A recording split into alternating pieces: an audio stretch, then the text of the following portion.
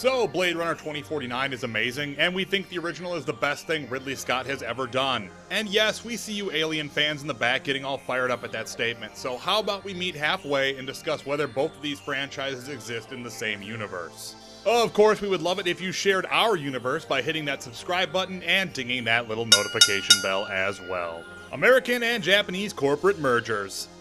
In Blade Runner, there is the theme of capitalist excess permeating through the whole film. I mean, it's a film about the nature of life presented through the eyes of a potential android hunting down disposable slaves who build our stuff, fight our wars, and have sex with us for money. But this is not about those androids. This is about the corporations behind everything. In Blade Runner, the advertising is everywhere for things like Atari and Coke, but there are also a ton of billboards and neon signs for Japanese corporations. Even the advertising blimp splits time between the off-world colonies and a Japanese advert. So what we're saying here is that there's a lot of cultural sharing going on. LA is more like Neo-Tokyo as opposed to what LA is right now. And with that being said, it's important to mention that in Alien, the corporation that the crew of the Nostromo works for is Weyland-Yutani, an American and Japanese joint venture, which, while not guaranteed to be a connection, leaves us scratching our heads as to why Ridley would do this, if not insinuating that both of these movies live in the same world. Of course, it can just be a reference to how technologically advanced Japan and the US were in the late 70s and early 80s, but we would like to think that this is a small confirmation that the companies of Earth in Blade Runner and the ones in Alien share the same world. Parental references.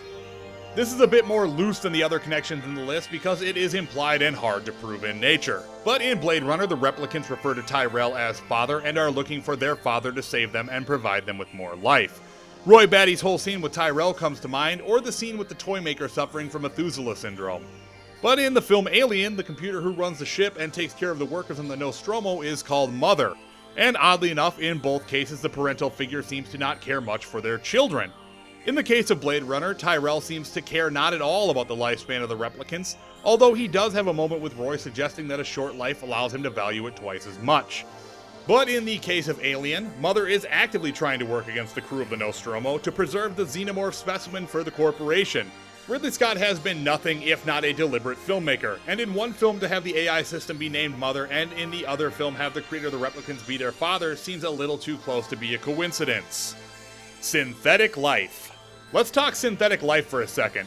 Both franchises feature their own version of synthetic life. In Blade Runner, it is the slave labor replicants, and in the Alien franchise, it is the Hyperdyne System synthetics.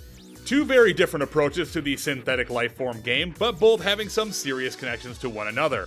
In both films, the synthetic life forms muse about what it means to be alive, most famously in Blade Runner from Roy Batty and the Tears and Rain monologue, and in Alien in the form of Ash musing about life and perfection. Ridley Scott is intent on making sure that we know that the synthetic life forms are obsessed with real life, and in the case of the replicants want to keep being alive, whereas in the case of Ash from Alien, it is more of a moral quandary to see life choose its evolutionary successor. That's the spirit. Like a lot of these similarities, they are small notes which could be treated as one-off homages, but there are a lot of them that happen. Could they just be signature flourishes by Ridley Scott and nothing more? Sure, but where's the fun in that?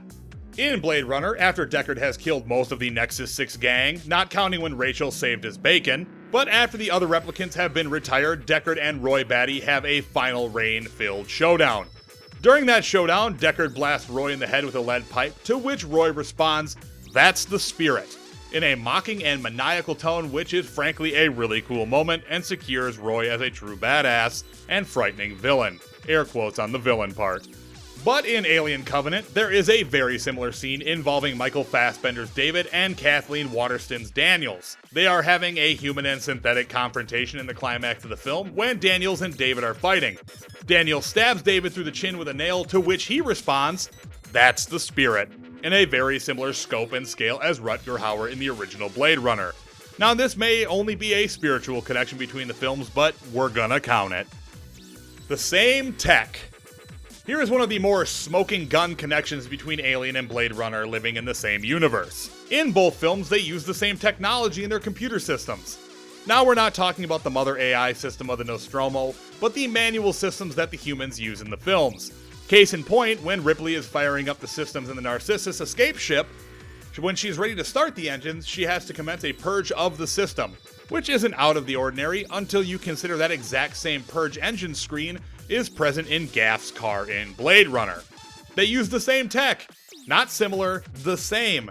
It's the first real smoking gun that both movies live in the same universe. Now, there are visual similarities to Deckard's photo-enhancing software and the profiles on the Nostromo, but we can only really say that the propulsion computers in both Blade Runner and Alien are the same. So, shared universe confirmed, 10 out of 10. That Alien Easter egg.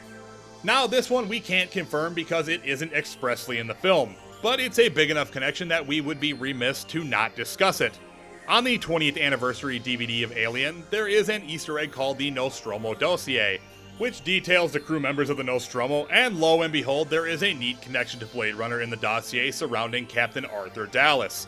You will see that Dallas used to work for the Tyrell Corporation, transporting cargo for the company to off-world colonies. That cargo, replicants of course. Now, an Easter egg buried in an old DVD can't be taken 100% on the nose as the real deal connection, but if Fox is going to allow something like that to fill out the backstory of a character and have never actively denied it being canon, then we're going to treat it as canon until we are told otherwise. That Prometheus Easter egg.